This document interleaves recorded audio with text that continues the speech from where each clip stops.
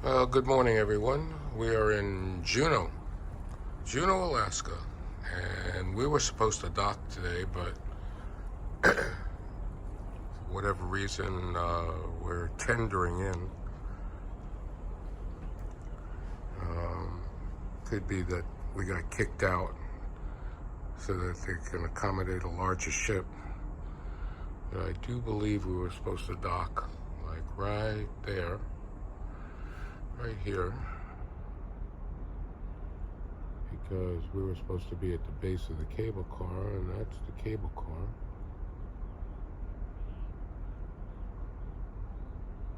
And so, yeah. Anyway, we're getting ready for our helicopter excursion today. So we're gonna finish getting ready, and more as the day goes by. To show off with the tender, there's another boat. I don't know if that boat's gonna dock or what they're doing. Princess boat is here, and yes, it will be 19 and 20. these are the tours from the boat getting ready, and we're gonna meet our tour. We're gonna meet our helicopter. The tram going up.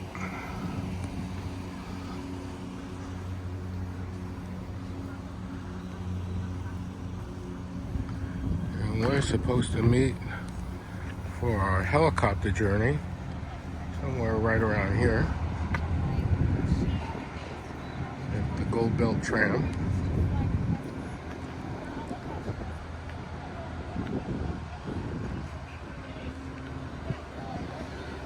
And then later when we come back, we'll walk through town here, hit all the tourist shops.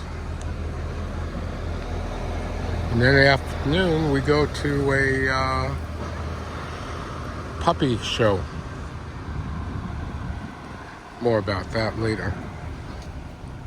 So stay tuned. At the prep area for our helicopter ride up to the glacier and dogsledding. So we just put on our boots. We've got headsets, and I'm going to trip. For the safety briefing, And, you die on the safety briefing is going to teach us how to walk in these things, right? Anyway, we're about to walk. There's the helicopter. I'm going on one of those.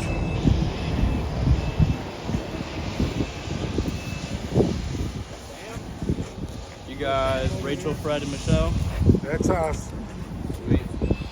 So, there's just a couple. Okay. How's that feel? You're doing what? People come across the back. Slide Oh, I see. Okay. and that's like the airplane. 2 more people across the back. So you can pull at least 1 or 2 down. Nice to meet you, by the way. I'm Agnes. Patty. These will be for you. You can wear them. Since you're You're not hang on to that for me. just have to tell you a couple of things. Okay. Just so you can't touch anything in the middle. Cover the obvious, right? Yes. Don't worry about that. Sounds good. If you do drop anything down Uncross here, your just let me know. Uncross your feet. This right here. Right straight in front of you. Get this thing going here, and then I'm going to be talking to a lot of traffic, the tower, and all kinds of stuff. So I'm going to turn down your mics for just the beginning part. And then as soon as we get out of the airport, I'm going to be back with you and point out things we're going to see along the way. So just sit back, relax, and enjoy the view for now. Everyone found their headsets as well. Very good. I think someone's coming with some. Goes in the back. Well, we're up here on the glacier. Helicopter's just dropped us off. And there's all the doggies.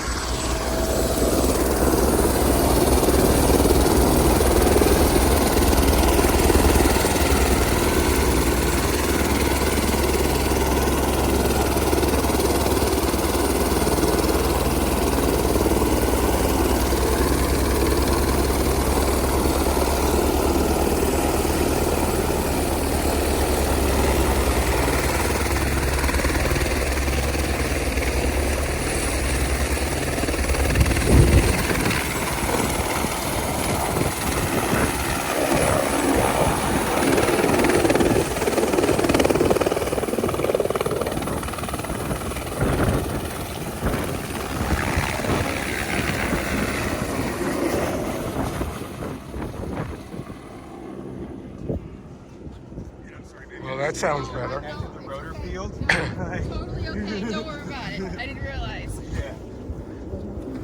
No, I was in a bad spot. Because I was waiting for you and I was in a bad spot. Give you guys all a nice warm welcome to dog camp. I'm just going to be going over a quick couple of things here, a little bit about where we are, a little bit about our dogs, and then we'll get rocking and rolling. Sound good? Perfect. So I want to start off with where we are, and where we are is the beautiful Herbert Glacier. So the Herbert Glacier is one of over 100 glaciers that are fed from the Juneau ice fields. And on a beautiful day like today, you can actually see the ice fields. If you look directly down this valley here, you can see that large wall of snow and ice there. That large wall of snow and ice is what we call the Middle Branch Ice Falls. And the very top of that is the Juneau ice fields. So as these ice fields have slowly filled over the course of thousands of years, anywhere there was a low spot, they began to overflow. And wherever they overflowed, they created a gigantic river of ice that we call a glacier. These Juneau ice fields here are the 4th largest ice fields in the Western Hemisphere, which does mean they are some of the biggest in the world. In terms of square mileage, they're actually larger than the state of Rhode Island. So you're standing on a gigantic chunk of ice that is bigger than our smallest state, which is pretty neat. These Juneau ice fields here are a part of the Tongass National Forest, and the Tongass National Forest is the largest national forest in the U.S. at 16.8 million acres in size. And that roughly translates to really, really big. And then, yeah, or bigger than West Virginia. There we go. That's what I was looking for. This is only the second tour, and I'm already struggling with my words. I need more coffee, I think. Yeah, there's Tongass National Forest, also the northernmost temperate rainforest in North America. And it just so happens to be the largest temperate rainforest in the world. So while there are bigger tropical rainforests like the Amazon, the Congo, and some other ones that I don't know the names of, but this is the biggest cold in much place versus hot and wet. Oh, there we go. I'm sorry. My phone is right there. But yeah, in order to be considered a rainforest, you have to receive over 100 inches of precipitation a year, which we definitely get. So the Juneau airport where you guys got on those helicopters to come hang out with us today, they receive right around 110 to 115 inches of precipitation a year, which is a lot of moisture. And then, because we live and work in this beautiful national forest, so yes, we do all live up here. There's 18 of us up here, and we're up here for about 6 to 7 days at a stretch, where we get 1 day off a week where we're able to go down into town, grab a shower, do some laundry, the essentials in life, and then turn around and do it all over again.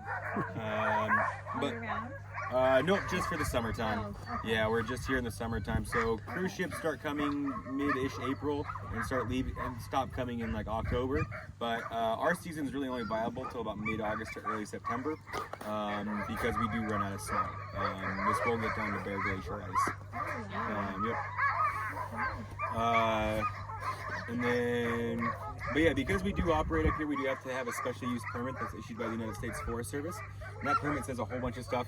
One of the big things it tells me is I gotta tell all of you that you're in the Tongass National Forest.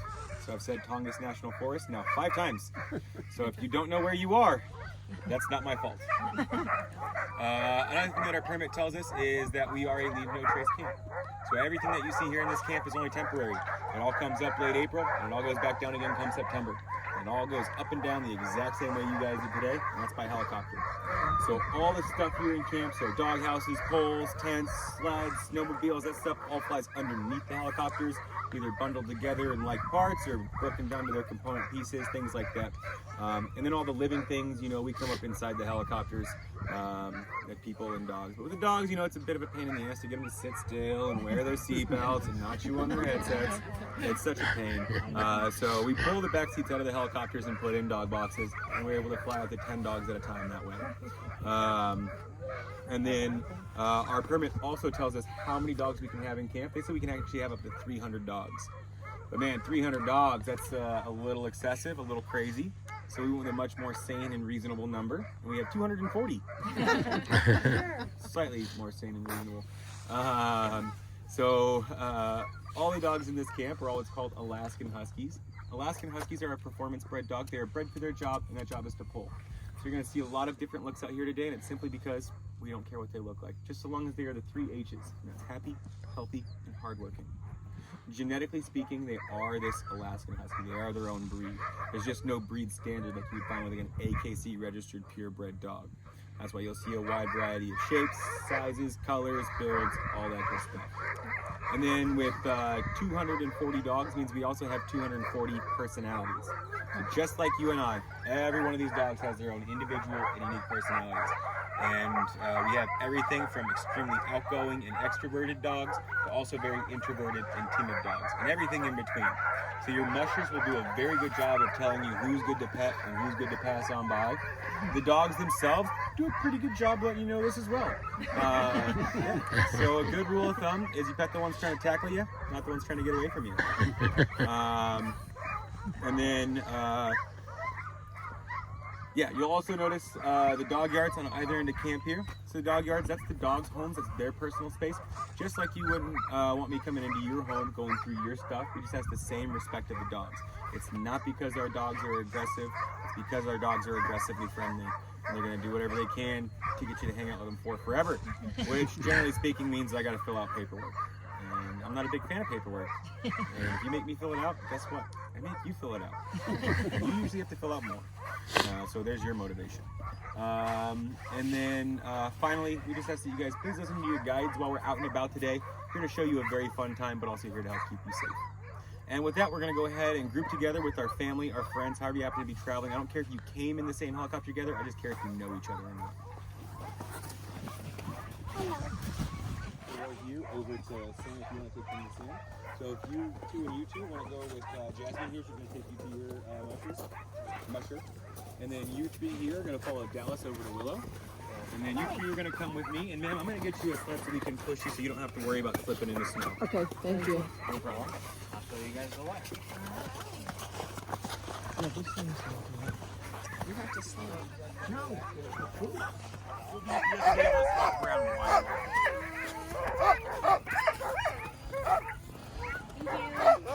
Thank you, Maddie. Thank you. Okay, if she's not gonna get up, should I just leave these here? Yeah, sure. We'll leave She's these gonna here so stay she the whole time? yeah, she's just gonna stay. Stick 'em in the snow by that Or you can pole. set them on this tack sled right here, too. This guy's got the right. That guy's got the right idea. Oh, yeah. She's really good at lounging. So are you guys interested in standing up on the back here? Okay? Both of you? Yeah. Okay, come back here and I'll show you how it's done. So it's fairly simple. You have both feet planted on the runners, both hands on the handlebar. And even if we are stopped, keep both feet here, both hands here. If you are back here, When they go, they go. exactly. They would leave me even in a heartbeat. So, and this is the brake here. So I will have you help me brake. That's whenever to like stop the team and so this sled doesn't ram into the back of my legs. Okay. And I'll turn around and let you know, all right, time to brake. And then usually like you'll brake and then I'll brake, so like kind of works out. And it's just 1 foot on the brake, one foot stays on the You sled. can mostly go like this. You'll see me, I'm gonna be riding like this most of the time. That's just like, just in case something does happen. Say Coda, my lead dog, wants to take a poop, like he did last time. Gotta slam on the brake really hard. Nobody gets run over. That looks like stomping on it really good. Okay. Like that. And you'll see that it's kind of stuck in the snow like that. It is not, it will not stay like that. If they take off, it pops up. Okay. So, yeah, and then so you're going to be sitting here. Okay. Okay, so for you guys on this sled, so if you feel like you're leaning too much one way, lean it opposite way. If you lean into it, guaranteed you will fall over. Okay. So lean opposite. Lean opposite. So I'm And you'll stopped feel it. standing. There you go. And don't get out of the sled until I say you're all good to do that, so I can get my anchors and whatnot in. All right, I'm gonna hook up the rest of my team and we'll be going. Okay, thank you.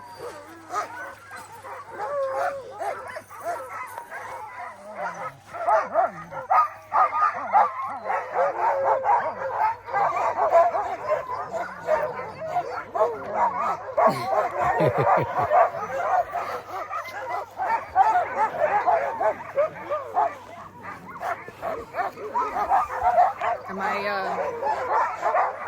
We're getting ready to do some mushing.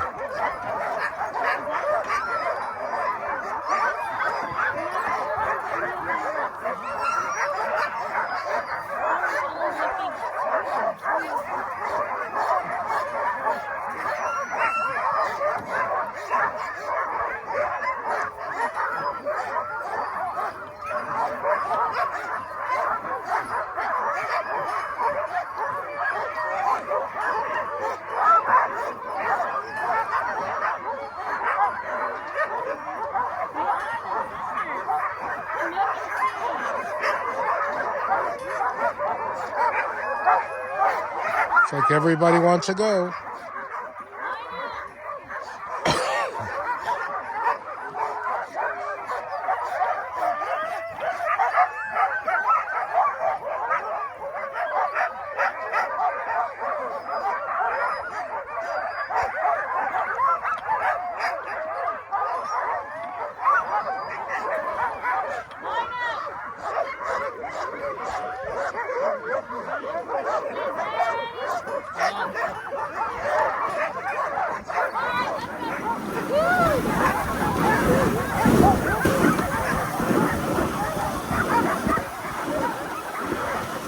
Ooh, we're going.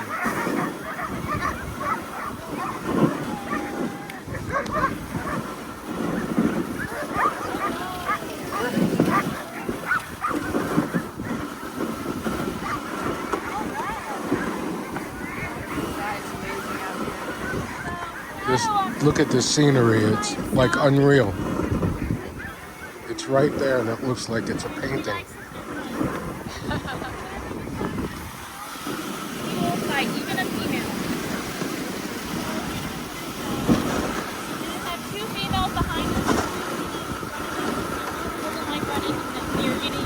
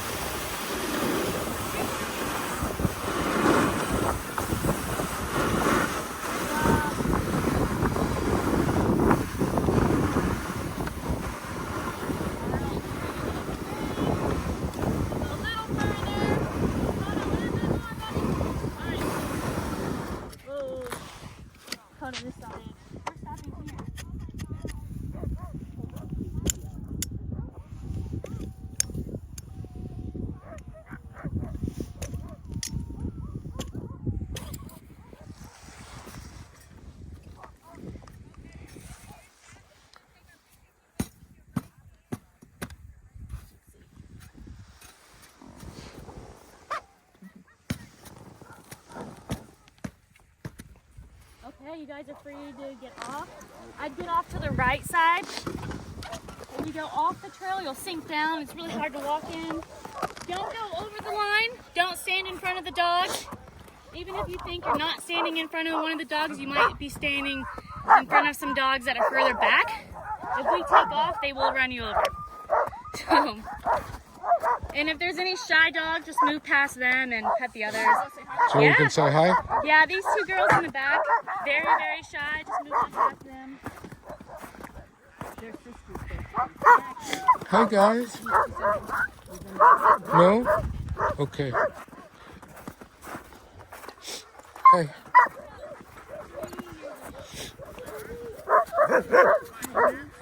What are you guys doing? Hmm? Yeah.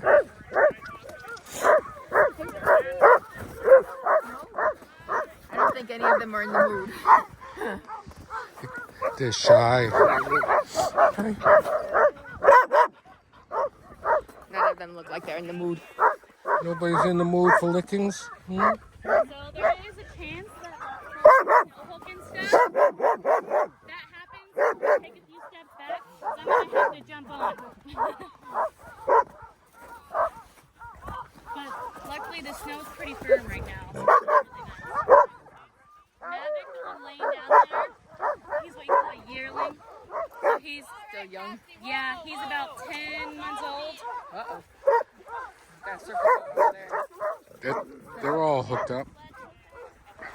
He's 10-ish months old, and so he's kind of, he's been trying to fight for males.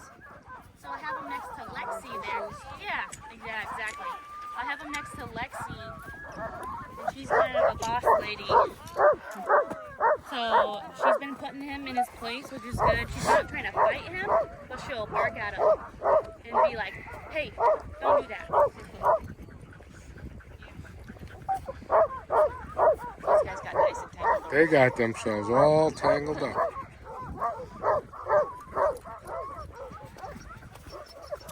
Alright. These two girls here are sisters as well. Mindy and Denver. They're actually named after Mendenhall Glacier and Denver Glacier because they were born on Mendenhall Glacier 2 summers ago. My first season, actually. So I did 2 seasons on Mendenhall, which is right over that mountain. And so this is my first season on Herbert. Why not? Is there like a difference to you guys between them? What was that? Is there a difference? Hey. You guys Can say hi? Not too much. Hmm? Yeah, I can't tell too much of a difference, really. It's all beautiful mountains. Cool people. You want to meet my leaders? I'll get some pictures with you, too.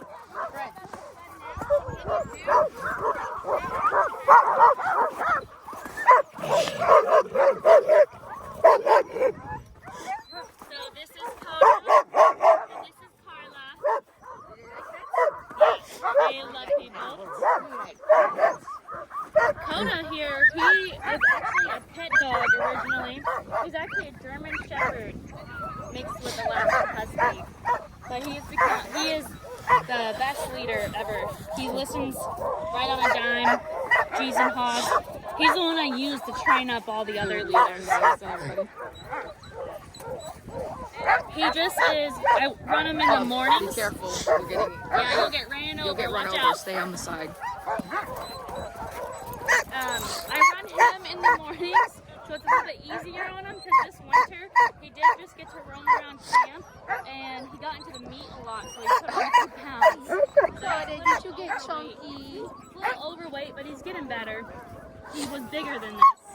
So what happens when they go on the ice? Yeah, we have a scoop trail, as we call it. So a few people get out here with a shovel and a bucket, come scoop that trail. Scoop out the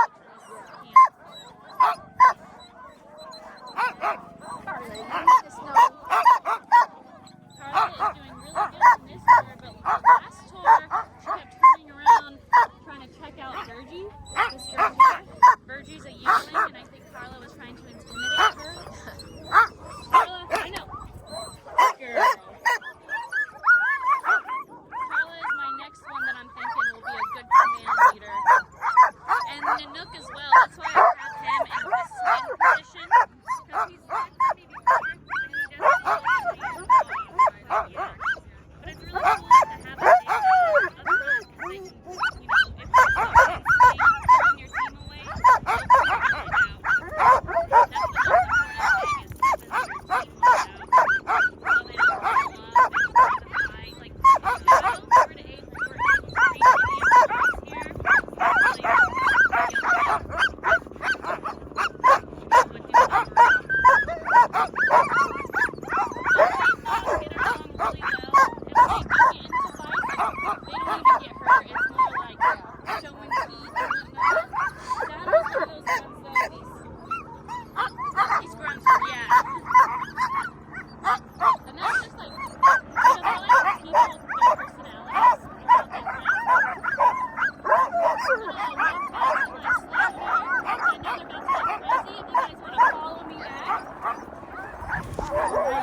Super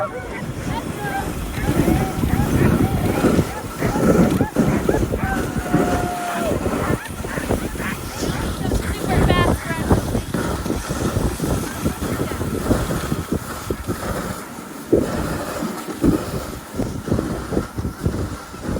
I'm mushing. You're a mush.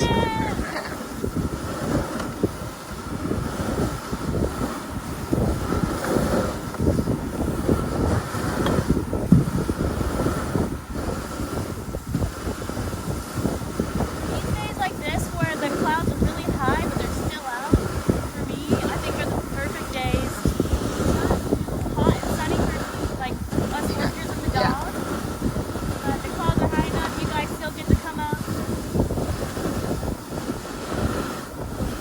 Get a lot of cancellations.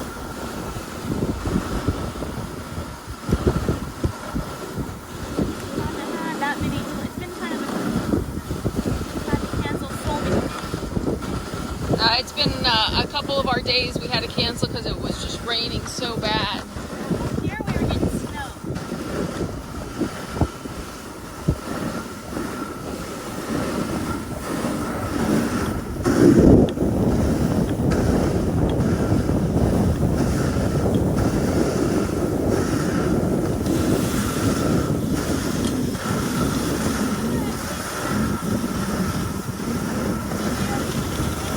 And I noticed getting a little nervous and kind of that was her telling me like, hey, slow down, I'm getting scared.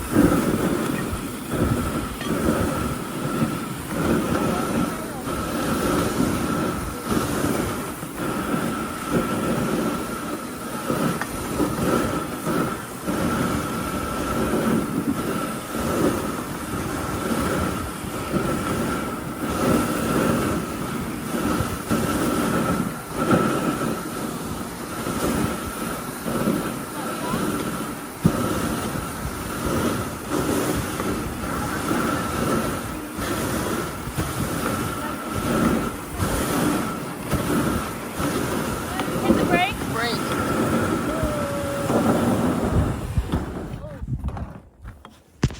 I thought we were gonna keep ripping through. The mountains just don't look real. I mean, you look around, Right? it looks like a painting. Do you want me to get a photo?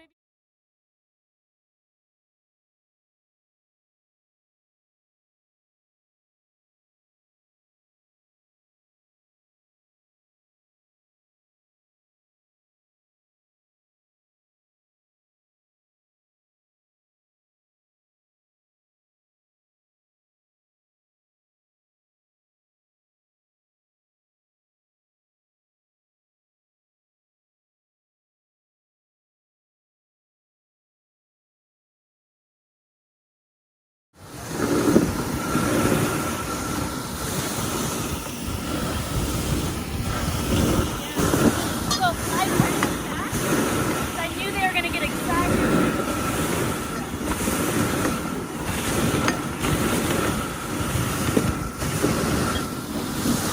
Get pretty tough. Get ready to do some leaning to the front. Lean to the left in a minute. Trail's not so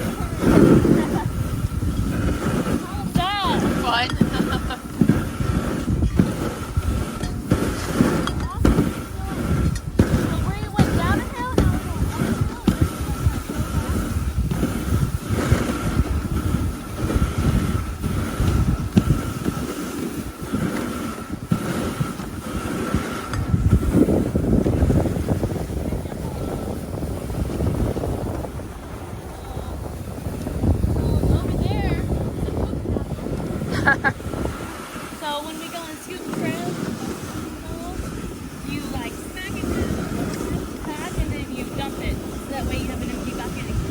Keep going.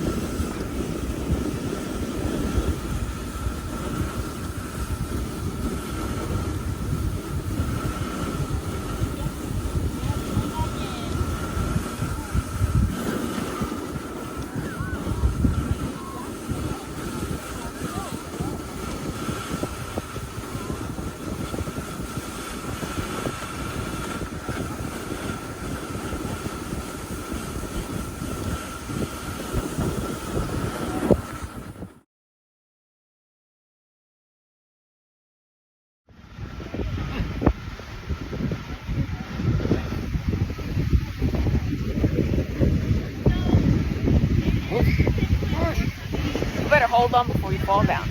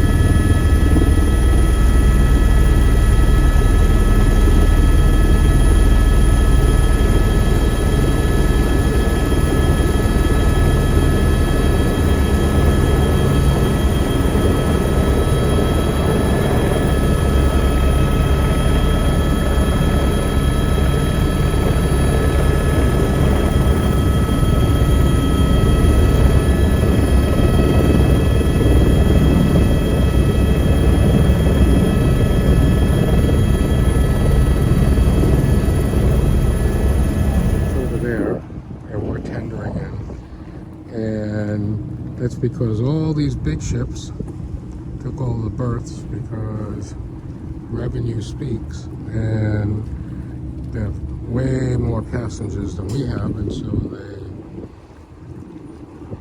let them dock, and we're the red-headed stepchild, which is fine. But yeah, we're gonna now try and get a little fish and chips over here.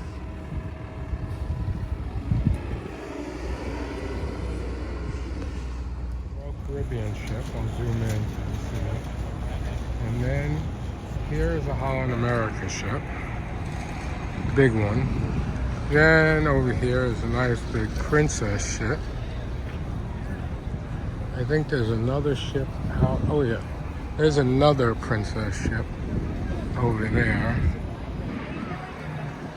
And we are out in the water tendering in. This is like the cold version of St. Thomas. It is ugly. This morning it was nice without all these boats here, but now it is ugly here. Ugly, ugly, ugly. The dog summer camp, basically we came up to see the dogs, and over there are the puppies, I guess. I do have a few safety things we're going to mention before we get out and have some fun with the dogs too. So to get started, we're going to start off inside this building right here. Feel free if you want to finish grabbing some pictures or anything, but after we're all done, we'll actually be able to get the chance to see the dogs, meet them. They're super friendly, super sweet, so no shortage of dog playtime while you're all here. Oh yeah, no worries. No, I just It's the one on top of the house. But yeah, if you guys are all ready, come on and join me inside. Lightweight as possible, but you might have noticed the buggies we have for the dogs to pull today. It's actually today we're cruising around in 69 VW Beetles, slightly modified. But they're, mostly we wanted the brakes and steering from the car, but we wanted to make it as lightweight as possible. So these carts are about 600 pounds, so not terribly heavy, but much heavier than what our wintertime sleds are, like this one here. And 12 dogs, so 14 dogs, they don't have any trouble pulling what we're going to take today. These heavy carts with you guys on board, the dogs are like, oh, come on, give us something hard to pull.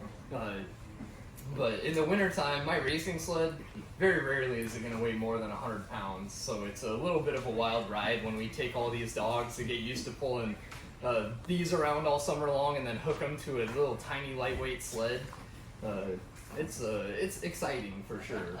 And for these dogs, the breed that we're using here today, all the dogs on site except for one pet dog, she's a German Shepherd mix, but all the rest of the dogs are a breed called the Alaskan Husky, and they're very unique to dog mushing. You're not going to typically see them most places where dog mushing doesn't exist, and that's because this breed, the last 150 years has been bred just to be as good as possible at being a sled dog. So they're bred for their enthusiasm to run, their speed, their endurance, their strength. They don't look like much to look at, but they've got what it takes on the inside. And they get crazy when it's time to go. We've got a group right now. Some of the dogs are getting ready to take us out. They can make a little bit of noise. And they don't know slow down or stop. They don't know what that means. So you'll kind of see that today when we're out on our ride. Once we actually do get going, we're going to grab a seat on board our carts, and anytime we stop to give the dogs a little break today, we'll stop a couple of times out there. You'll actually see the dogs get real impatient, and they'll actually start trying to rock the sled back and forth or the cart back and forth. And what they're trying to do is they're trying to ditch us out on the trail. So for that reason, we do ask that the entire ride that we do stay on the cart. For one thing, it helps to add weight and control for us mushers so we can keep the dog stopped until it's time to go. And then the other thing too is if everyone hops off, the dogs love people, but they love running more, so they don't lose any sleep if they abandon us out there. And you'd be like, all right, have fun, walk back to camp. Well, when we get back to our camp at the end of the trip, we'll let you know when it's all right to get off again. We actually have to anchor the carts off and make sure they can't go anywhere. But it's kind of a byproduct of how we've been breeding the dogs. Just that's the most important trait that mushers want, is dogs that love to do this. And so the unfortunate consequences are that they don't care if they leave me stranded in the middle of nowhere. I have to worry about it when I'm racing as well. I've been in a couple of races where the dogs have tried really hard to leave me about 100 miles from the nearest town, and they're just like, all right, we'll see you later, Dad. It's like, you guys, I'm the one feeding you out here. Quit trying to leave me in the middle of nowhere. Bring the sunshine with us. Almost. Yeah, at least it's not raining. It's sunny. Quite a range. You guys can see here in Alaska, Husky really is not a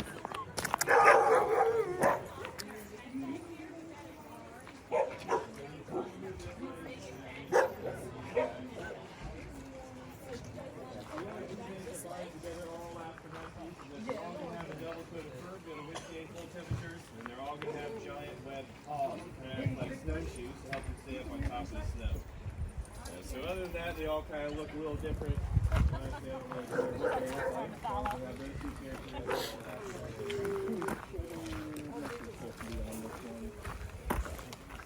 Mark that snow. I'm going to the bathroom. Thank you. Okay. Beautiful, isn't it?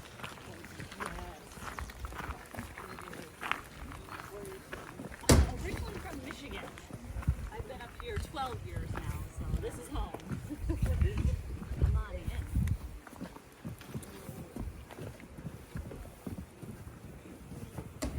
And just be careful, there is a little ledge up into there.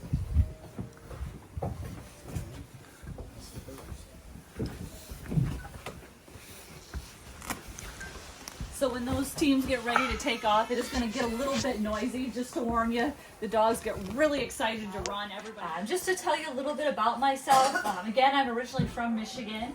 I actually started racing sled dogs down there when I was 14, and it was always the dream to come to Alaska, compete in the big races up here. I'm a little crazy. But when I was how old? 23, about 12 years ago. I had 25 dogs at the time, loaded them all up on the truck, and just the dogs and I drove up to Alaska. Took us about 9 days to get up here. It was a fun little road trip. Fun potty breaks. Yes, exactly.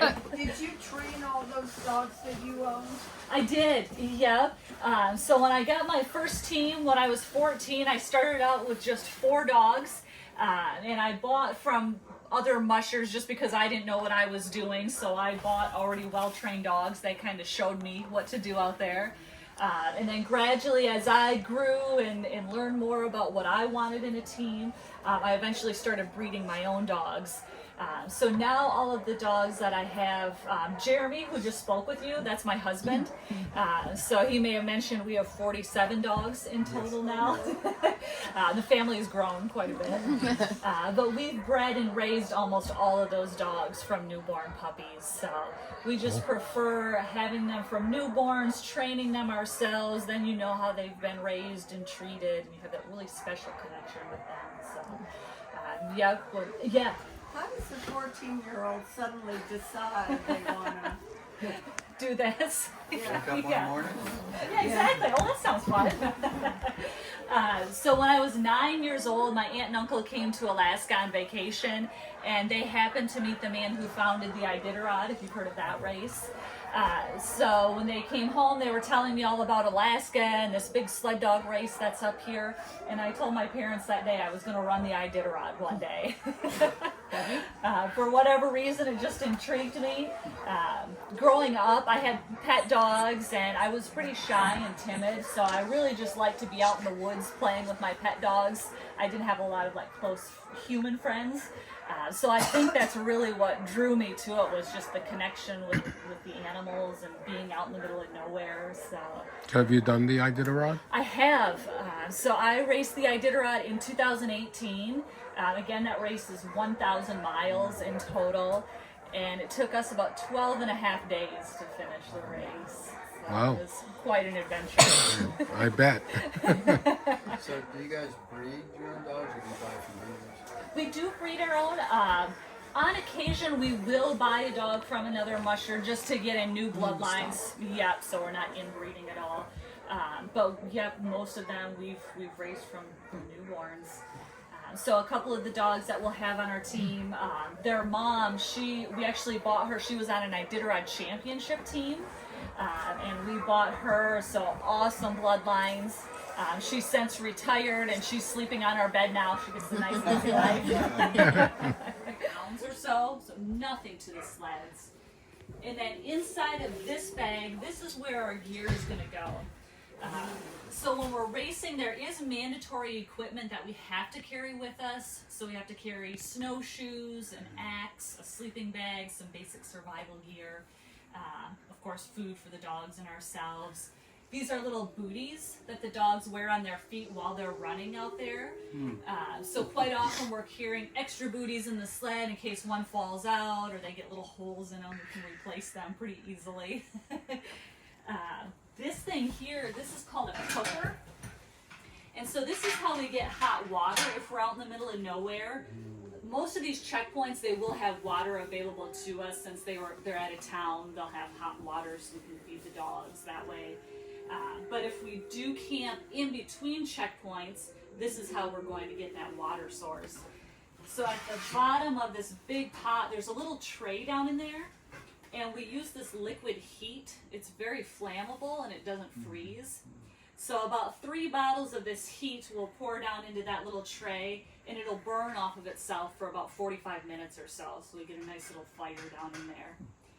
And then inside of this pot, we can melt down snow, or if we're close to a river, gather river water, bring that to a boil. And then we've got hot water to give the dogs a nice warm meal. And for myself, quite often I'll vacuum seal like pizza or lasagna and freeze it. And then I can just toss that frozen bag of food down in there. That'll heat up and I've got a hot meal out there as well. So it's pretty handy to have. Sous vide. Yeah. So this is another piece of required equipment. So that's going to ride down in the sled. Usually we're carrying several bottles of this heat. Make sure we've got plenty of that. Typically we're carrying a cooler. So this is how we mix the dog's food out there.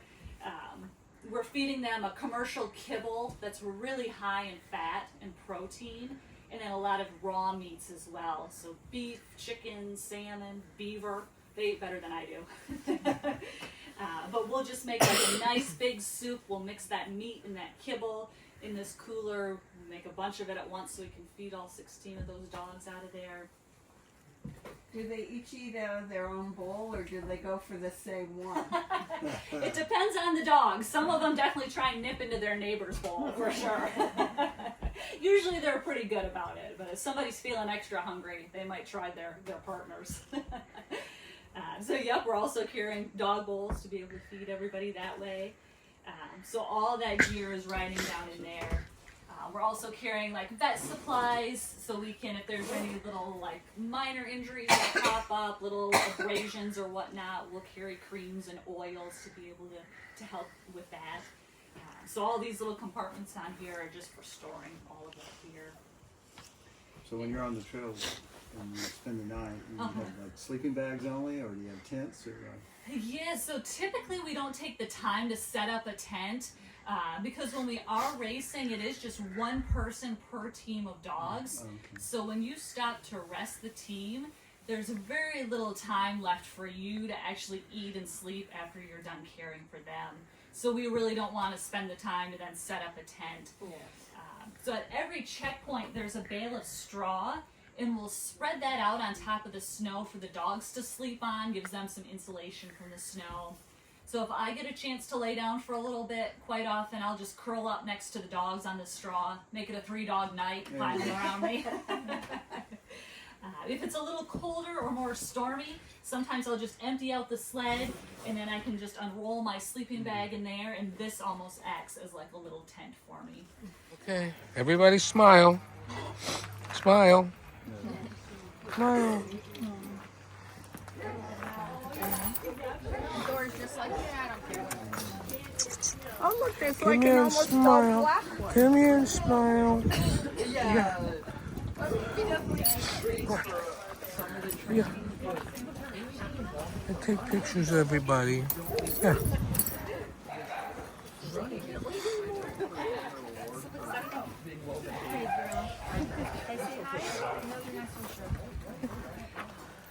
Well, are you guys ready to go for a ride? She's not sure. Yeah, it's okay. Too many people. Too many people. Too many peoples, right? Huh? Hi. Too many peoples.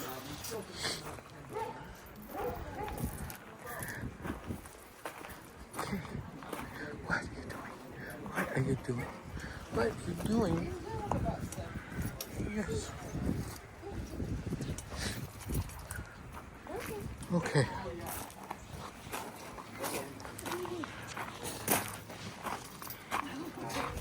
We're going for a mushing in a Volkswagen.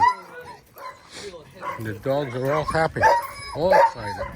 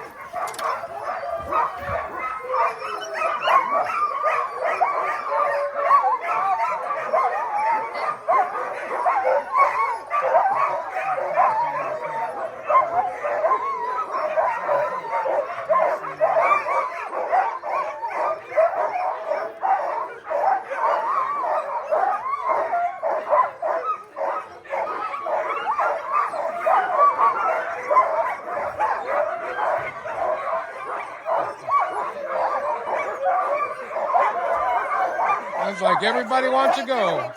Oh, absolutely.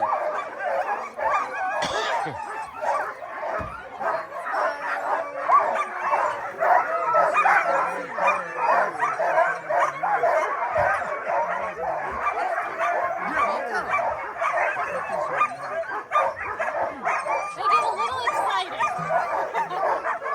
All right, are you guys all good to go? Awesome, here we go.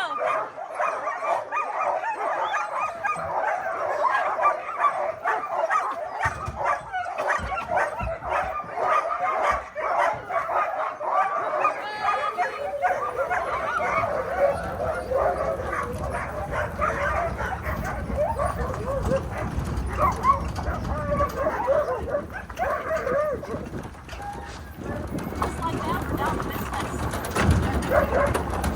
Straight ahead of us, our photographer is going to be taking a few photos. We want to get their style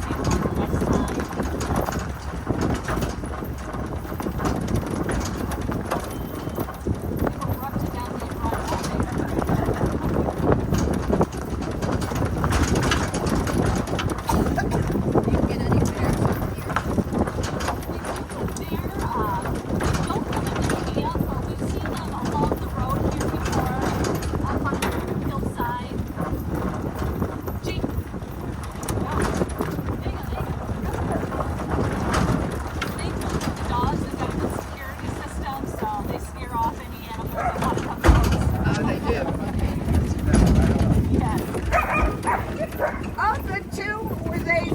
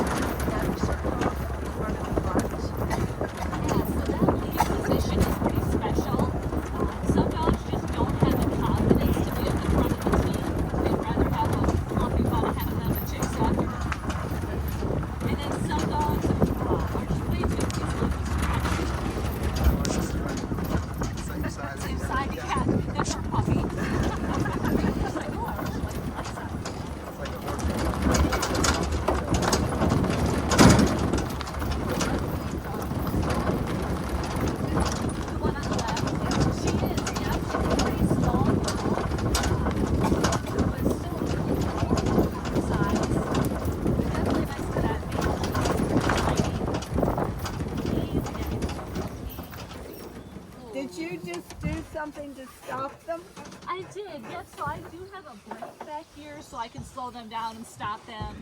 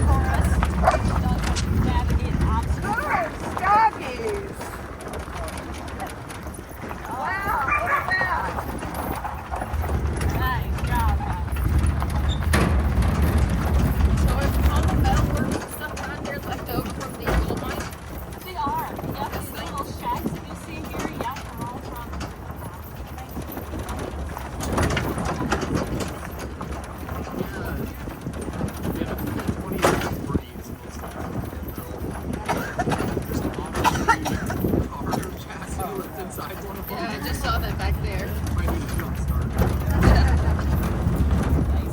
Trot. Are any of them drinking that water? Yeah, some of them do drink it. And we actually pipe it. You might see the pipe running along the right-hand side of the road there. So it comes from our camp. It's the same drinking water that we drink. So it is clean. It's just got a little bit of extra dog hair mixed in. But we do purposely put this here just so they do have a place to cool down on warmer days. Can you see this?